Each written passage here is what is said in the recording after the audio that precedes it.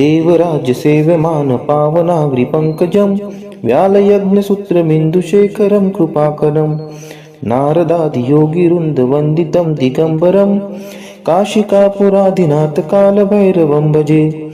भानुकोटिभास्वरं भवाब्धितारकं परं नीलकण्ठं स्फितार्थदायकं त्रिलोचनं कालकालम् अम्बुजाक्षम् अक्षशूलम् अक्षरं काशिकापुरादिनाथकालभैरवं भजे। शूलटङ्कपाशदण्डपाणिमादिकारणं श्यामकायम् आदिदेवम् अक्षरं निरामयम् भीमविक्रमं प्रभुं विचित्रताण्डवं प्रियं काशिकापुरादिनाथकालभैरवं भजे।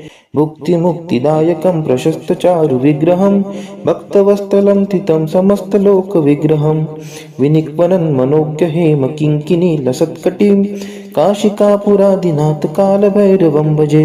धर्मसेतुपालकं त्वधर्ममार्गनाशकं कर्मपाशमोचकं सुशर्मदायकं विभुं स्वर्णवर्णशेषपाशशोभिताङ्गमण्डलं काशिकापुरादिनाथकालभैरवं भजे। रत्नपादुकाप्रभाभिरामपादयुग्मकं नित्यम् अद्वितीयम् इष्टदैवतं निरञ्जनं मृत्युदर्पनाशनं कराळदंष्ट्रमोक्षणं काशिकापुरादिनाथकालभैरवं भजे। अट्टहासभिन्नपद्मजाङ्गकोशसन्ततिं दृष्टिपातनष्टपापजालमुग्रशासनम् अष्टसिद्धिदायकं कपालमलिकलन्धरं काशिकापुरादिनाथकालभैरवं भजे। भूतसङ्घनायकं विशालकीर्तिदायकं काशीवासलोकपुण्यपापशोधकं विभुं नीतिमार्गकोविदं पुरातनं जगत्पतिं काशिकापुरादिनाथकालभैरवं भजे। कालभैरवाष्टकं पठन्ति ये मनोहरं ज्ञानमुक्तिसाधनं विचित्रपुण्यवर्धनं शोकमोहदैन्यलोभकोपतापनाशनं ते प्रयान्ति कालभैरवाङ्घ्रिसन्निधिं ध्रुवम्। इति श्रीशङ्कराचार्य विरचितं कालभैरवाष्टकं सम्पूर्णम्। देवराज्यसेव्यमान पावनाग्रिपङ्कजं व्यालयज्ञसूत्रमिन्दुशेखरं कृपाकरं नारदादियोगिवृन्दवन्दितं दिगम्बरं काशिकापुरादिनाथकालभैरवं भजे। भानुकोटिभास्वरं भवाब्धितारकं परं नीलकण्ठं स्फितार्थदायकं त्रिलोचनं कालकालम् अम्बुजाक्षम् अक्षशूलम् अक्षरं काशिकापुरादिनाथकालभैरवं भजे। शूलटङ्कपाशदण्डपाणिमादिकारणं श्यामकायम् आदिदेवम् अक्षरं निरामयम् भीमविक्रमं प्रभुं विचित्रताण्डवं प्रियं काशिकापुरादिनाथकालभैरवं भजे। भुक्तिमुक्तिदायकं प्रशस्तचारुविग्रहं भक्तवत्सलं स्थितं समस्तलोकविग्रहं विनिक्वनं मनोज्ञहेम किङ्किणीलसत्कटिं काशिकापुरादिनाथकालभैरवं भजे।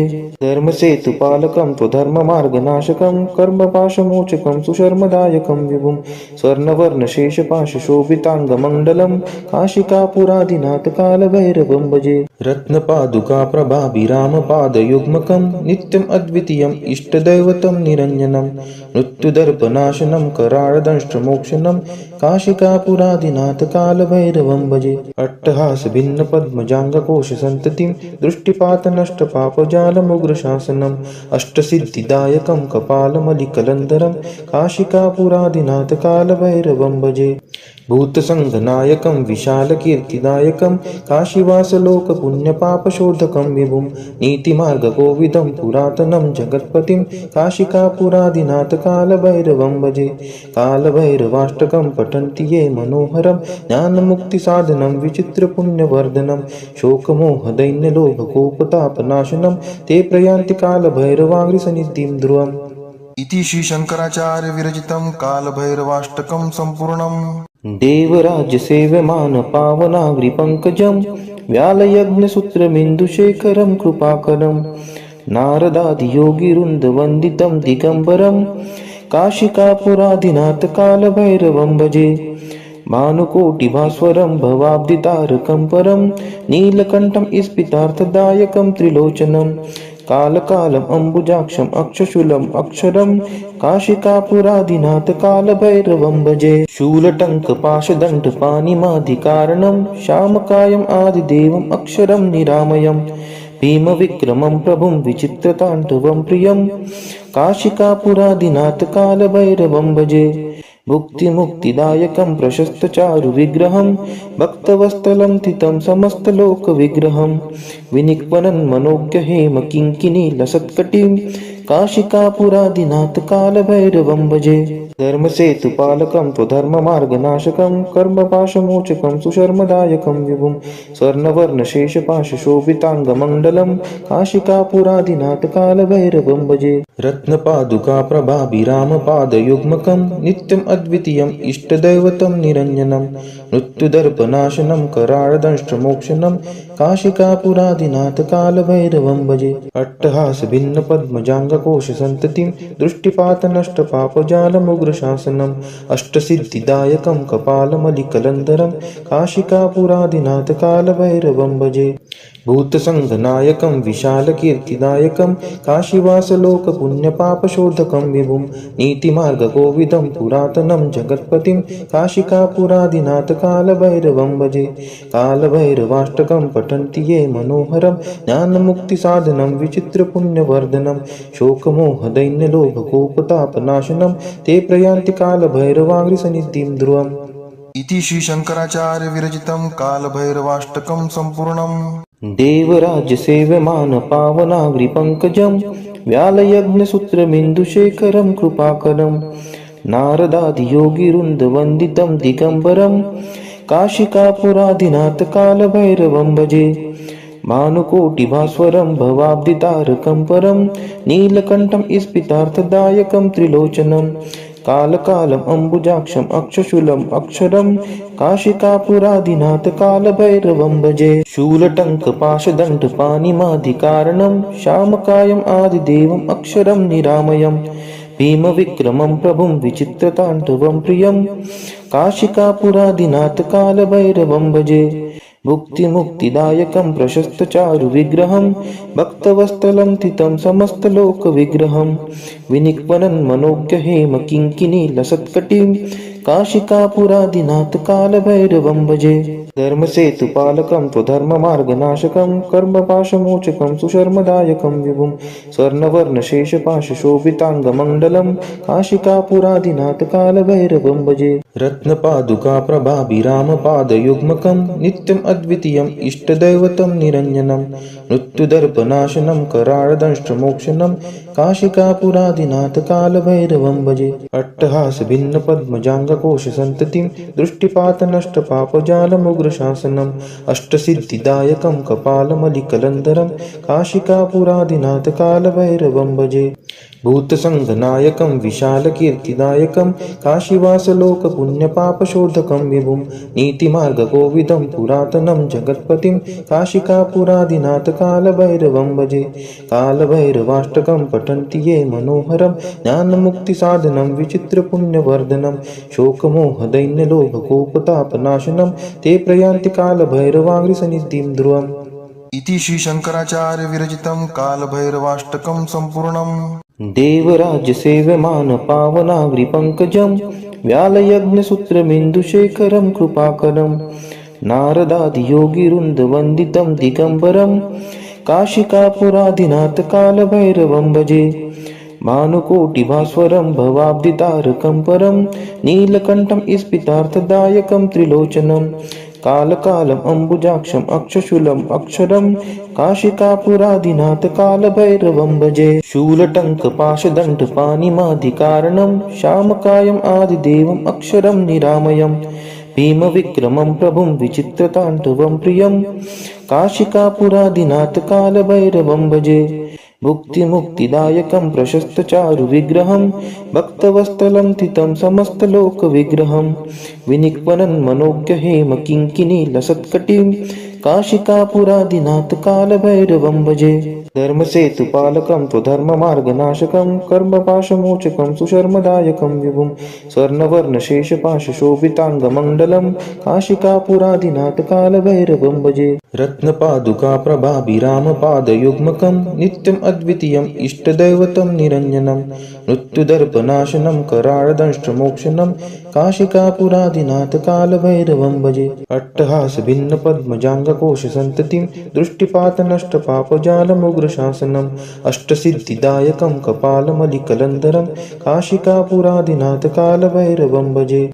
भूतसङ्घनायकं विशालकीर्तिदायकं काशीवासलोकपुण्यपापशोधकं विभुं नीतिमार्गकोविदं पुरातनं जगत्पतिं काशिकापुरादिनाथकालभैरवं भजे। कालभैरवाष्टकं पठन्ति ये मनोहरं ज्ञानमुक्तिसाधनं विचित्रपुण्यवर्धनं शोकमोहदैन्यलोभकोपतापनाशनं ते प्रयान्ति कालभैरवाङ्घ्रिसन्निधिं ध्रुवम्। इति श्री शंकराचार्य विरचितं कालभैरवाष्टकं सम्पूर्णम्। देवराज्यसेव्यमान पावनाग्रिपङ्कजं व्यालयज्ञसूत्रमिन्दुशेखरं कृपाकरं नारदादियोगिवृन्दवन्दितं दिगम्बरं काशिकापुरादिनाथकालभैरवं भजे।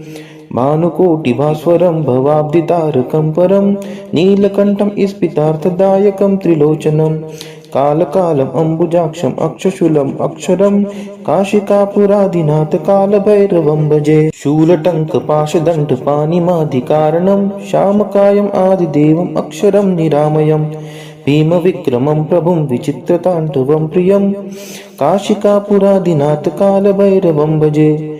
भुक्तिमुक्तिदायकं प्रशस्तचारुविग्रहं भक्तवत्सलं स्थितं समस्तलोकविग्रहं विनिक्वनं मनोज्ञहेमकिङ्किणीलसत्कटिं काशिकापुरादिनाथकालभैरवं भजे।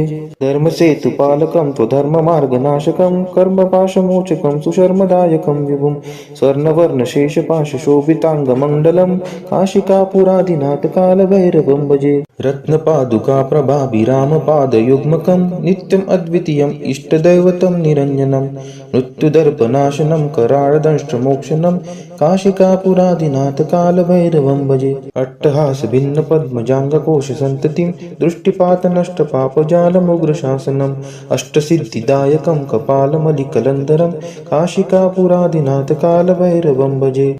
भूतसङ्घनायकं विशालकीर्तिदायकं काशीवासलोकपुण्यपापशोधकं विभुं नीतिमार्गकोविदं पुरातनं जगत्पतिं काशिकापुरादिनाथकालभैरवं भजे। कालभैरवाष्टकं पठन्ति ये मनोहरं ज्ञानमुक्तिसाधनं विचित्रपुण्यवर्धनं शोकमोहदैन्यलोभकोपतापनाशनं ते प्रयान्ति कालभैरवाङ्घ्रिसन्निधिं ध्रुवम्। इति श्री शंकराचार्य विरचितं कालभैरवाष्टकं सम्पूर्णम्। देवराज्यसेव्यमान पावनाग्रिपङ्कजं व्यालयज्ञसूत्रमिन्दुशेखरं कृपाकरं नारदादियोगिवृन्दवन्दितं दिगम्बरं काशिकापुरादिनाथकालभैरवं भजे।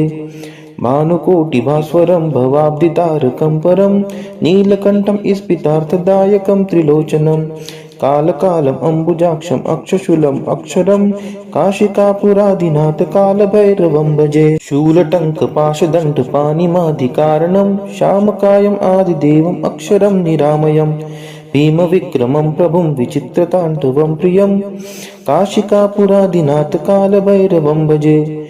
भुक्तिमुक्तिदायकं प्रशस्तचारुविग्रहं भक्तवत्सलं स्थितं समस्तलोकविग्रहं विनिक्वनं मनोज्ञहेमकिङ्किणीलसत्कटिं काशिकापुरादिनाथकालभैरवं भजे। धर्मसेतुपालकं त्वधर्ममार्गनाशकं कर्मपाशमोचकं सुशर्मदायकं विभुं स्वर्णवर्णशेषपाशशोभिताङ्गमण्डलं काशिकापुरादिनाथकालभैरवं भजे। रत्नपादुकाप्रभाभिरामपादयुग्मकं नित्यम् अद्वितीयम् इष्टदैवतं निरञ्जनं मृत्युदर्पनाशनं कराळदंष्ट्रमोक्षणं काशिकापुरादिनाथकालभैरवं भजे। अट्टहासभिन्नपद्मजाङ्गकोशसन्ततिं दृष्टिपातनष्टपापजालमुग्रशासनम् अष्टसिद्धिदायकं कपालमलिकलन्धरं काशिकापुरादिनाथकालभैरवं भजे। भूतसङ्घनायकं विशालकीर्तिदायकं काशीवासलोकपुण्यपापशोधकं विभुं नीतिमार्गकोविदं पुरातनं जगत्पतिं काशिकापुरादिनाथकालभैरवं भजे। कालभैरवाष्टकं पठन्ति ये मनोहरं ज्ञानमुक्तिसाधनं विचित्रपुण्यवर्धनं शोकमोहदैन्यलोभकोपतापनाशनं ते प्रयान्ति कालभैरवाङ्घ्रिसन्निधिं ध्रुवम्। इति श्री शंकराचार्य विरचितं कालभैरवाष्टकं सम्पूर्णम्। देवराज्यसेव्यमान पावनाग्रिपङ्कजं व्यालयज्ञसूत्रमिन्दुशेखरं कृपाकरं नारदादियोगिवृन्दवन्दितं दिगम्बरं काशिकापुरादिनाथ कालभैरवं भजे भानुकोटिभास्वरं भवाब्धितारकं परं नीलकण्ठं स्फितार्थदायकं त्रिलोचनं कालकालम् अम्बुजाक्षम् अक्षशूलम् अक्षरं काशिकापुरादिनाथ कालभैरवं भजे शूलटङ्कपाशदण्डपाणिमादिकारणं श्यामकायम् आदिदेवम् अक्षरं निरामयम् भीमविक्रमं प्रभुं विचित्रताण्डवं प्रियं काशिकापुरादिनाथ कालभैरवं भजे मुक्तिदायकं प्रशस्तचारुविग्रहं भक्तवत्सलं तितं समस्तलोकविग्रहं विनिक्वनं मनोज्ञहेम किङ्किणी लसत्कटिं काशिकापुरादिनाथ कालभैरवं भजे धर्मसेतुपालकं त्वधर्ममार्गनाशकं कर्मपाशमोचकं सुशर्मदायकं विभुं स्वर्णवर्णशेषपाशशोभिताङ्गमण्डलं काशिकापुरादिनाथ कालभैरवं भजे रत्नपादुकाप्रभाभिरामपादयुग्मकं नित्यम् अद्वितीयम् इष्टदैवतं निरञ्जनं मृत्युदर्पनाशनं कराळदंष्ट्रमोक्षणं काशिकापुरादिनाथ कालभैरवं भजे अट्टहासभिन्नपद्मजाङ्गकोशसन्ततिं दृष्टिपातनष्टपापजालमुग्रशासनम् अष्टसिद्धिदायकं कपालमलिकलन्धरं काशिकापुरादिनाथ कालभैरवं भजे भूतसङ्घनायकं विशालकीर्तिदायकं काशीवासलोकपुण्यपापशोधकं विभुं नीतिमार्गकोविदं पुरातनं जगत्पतिं काशिकापुरादिनाथ कालभैरवं भजे कालभैरवाष्टकं पठन्ति ये मनोहरं ज्ञानमुक्तिसाधनं विचित्रपुण्यवर्धनं शोकमोहदैन्यलोभकोपतापनाशनं ते प्रयान्ति कालभैरवाङ्घ्रिसन्निधिं ध्रुवम् इति श्री शंकराचार्य विरचितं कालभैरवाष्टकं सम्पूर्णम् देवराजसेव्यमान पावनाग्रिपङ्कजं व्यालयज्ञसूत्रमिन्दुशेखरं कृपाकरं नारदादियोगिवृन्दवन्दितं दिगम्बरं काशिकापुरादिनाथ कालभैरवं भजे भानुकोटिभास्वरं भवाब्धितारकं परं नीलकण्ठं स्फितार्थदायकं त्रिलोचनं कालकालम् अम्बुजाक्षम् अक्षशूलम् अक्षरं काशिकापुरादिनाथ कालभैरवं भजे शूलटङ्कपाशदण्डपाणिमादिकारणं श्यामकायम् आदिदेवम् अक्षरं निरामयम् भीमविक्रमं प्रभुं विचित्रताण्डवं प्रियं काशिकापुरादिनाथ कालभैरवं भजे मुक्तिदायकं प्रशस्तचारुविग्रहं भक्तवत्सलं तितं समस्तलोकविग्रहं विनिक्वनं मनोज्ञहेम किङ्किणी लसत्कटिं काशिकापुरादिनाथ कालभैरवं भजे धर्मसेतुपालकं त्वधर्ममार्गनाशकं कर्मपाशमोचकं सुशर्मदायकं विभुं स्वर्णवर्णशेषपाशशोभिताङ्गमण्डलं काशिकापुरादिनाथ कालभैरवं भजे रत्नपादुकाप्रभाभिरामपादयुग्मकं नित्यम् अद्वितीयम् इष्टदैवतं निरञ्जनं मृत्युदर्पनाशनं कराळदंष्ट्रमोक्षणं काशिकापुरादिनाथ कालभैरवं भजे अट्टहासभिन्नपद्मजाङ्गकोशसन्ततिं दृष्टिपातनष्टपापजालमुग्रशासनम् अष्टसिद्धिदायकं कपालमलिकलन्धरं काशिकापुरादिनाथ कालभैरवं भजे भूतसङ्घनायकं विशालकीर्तिदायकं काशीवासलोकपुण्यपापशोधकं विभुं नीतिमार्गकोविदं पुरातनं जगत्पतिं काशिकापुरादिनाथ कालभैरवं भजे कालभैरवाष्टकं पठन्ति ये मनोहरं ज्ञानमुक्तिसाधनं विचित्रपुण्यवर्धनं शोकमोहदैन्यलोभकोपतापनाशनं ते प्रयान्ति कालभैरवाङ्घ्रिसन्निधिं ध्रुवम् इति श्री शंकराचार्य विरचितं कालभैरवाष्टकं सम्पूर्णम् देवराजसेव्यमान पावनाग्रिपङ्कजं व्यालयज्ञसूत्रमिन्दुशेखरं कृपाकरं नारदादियोगिवृन्दवन्दितं दिगम्बरं काशिकापुरादिनाथ कालभैरवं भजे भानुकोटिभास्वरं भवाब्धितारकं परं नीलकण्ठं स्फितार्थदायकं त्रिलोचनं कालकालम् अम्बुजाक्षम् अक्षशूलम् अक्षरं काशिकापुरादिनाथ कालभैरवं भजे शूलटङ्कपाशदण्डपाणिमादिकारणं श्यामकायम् आदिदेवम् अक्षरं निरामयम् भीमविक्रमं प्रभुं विचित्रताण्डवं प्रियं काशिकापुरादिनाथ कालभैरवं भजे मुक्तिदायकं प्रशस्तचारुविग्रहं भक्तवत्सलं तितं समस्तलोकविग्रहं विनिक्वनं मनोज्ञहेम किङ्किणी लसत्कटिं काशिकापुरादिनाथ कालभैरवं भजे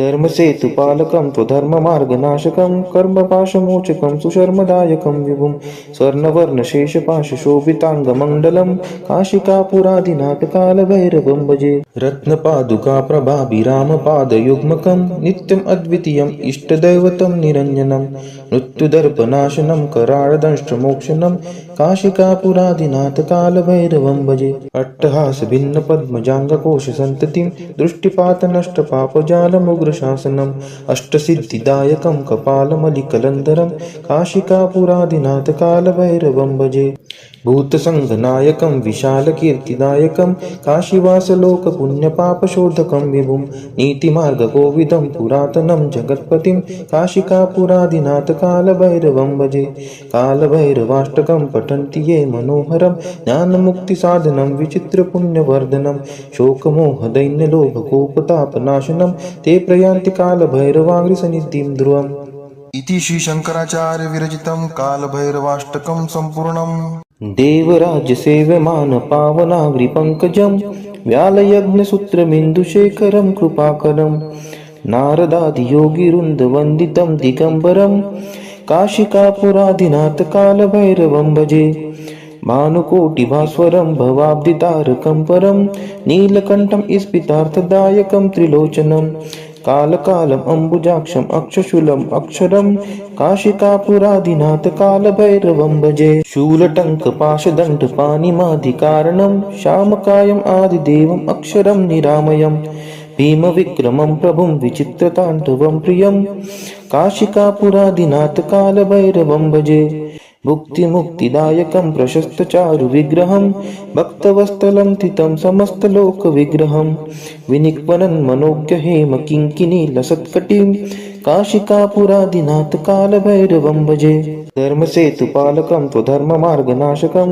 कर्मपाशमोचकं सुशर्मदायकं विभुं स्वर्णवर्णशेषपाशशोभिताङ्गमण्डलं काशिकापुरादिनाथकालभैरवं भजे रत्नपादुकाप्रभाभिरामपादयुग्मकं नित्यम् अद्वितीयम् इष्टदैवतं निरञ्जनं मृत्युदर्पनाशनं कराळदंष्ट्रमोक्षणं काशिकापुरादिनाथकालभैरवं भजे अट्टहासभिन्नपद्मजाङ्गकोशसन्ततिं दृष्टिपातनष्टपापजालमुग्रशासनम् अष्टसिद्धिदायकं कपालमलिकलन्धरं काशिकापुरादिनाथकालभैरवं भजे भूतसङ्घनायकं विशालकीर्तिदायकं काशीवासलोकपुण्यपापशोधकं विभुं नीतिमार्गकोविदं पुरातनं जगत्पतिं काशिकापुरादिनाथकालभैरवं भजे कालभैरवाष्टकं पठन्ति ये मनोहरं ज्ञानमुक्तिसाधनं विचित्रपुण्यवर्धनं शोकमोहदैन्यलोभकोपतापनाशनं ते प्रयान्ति कालभैरवाङ्घ्रिसन्निधिं ध्रुवम् इति श्री शंकराचार्य विरचितं कालभैरवाष्टकं सम्पूर्णम्।